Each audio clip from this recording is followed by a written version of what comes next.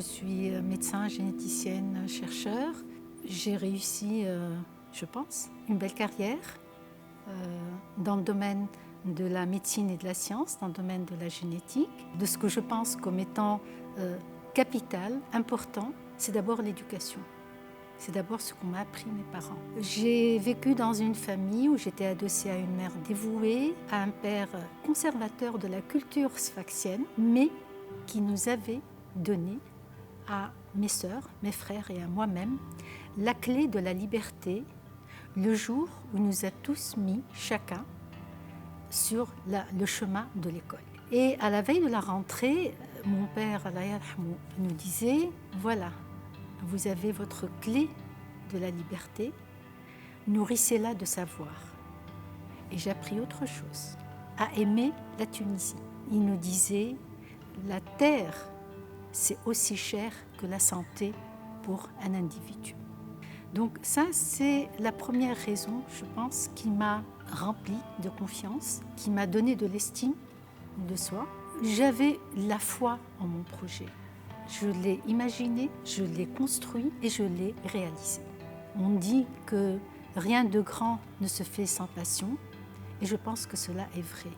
Parce que c'était quelque chose de nouveau dans un monde de mandarina, le mandarina médical, le mandarina scientifique. Il fallait donc avoir tout le temps un patron, un chef.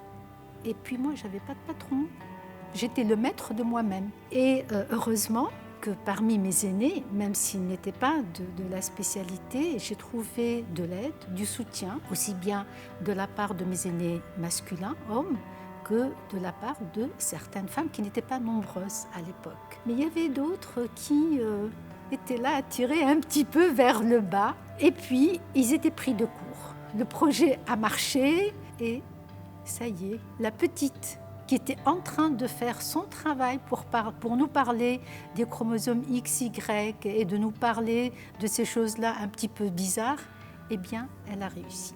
Et si j'ai un conseil à donner aux jeunes femmes, qu'elles soient dans le domaine de la recherche, de la médecine ou dans n'importe quel domaine de l'entrepreneuriat, je leur dis, d'ailleurs aux jeunes filles, mais même pour tous les jeunes entrepreneurs, croyez en ce que vous faites et vous réussirez toujours. Il faut qu'il y ait une collaboration entre les genres.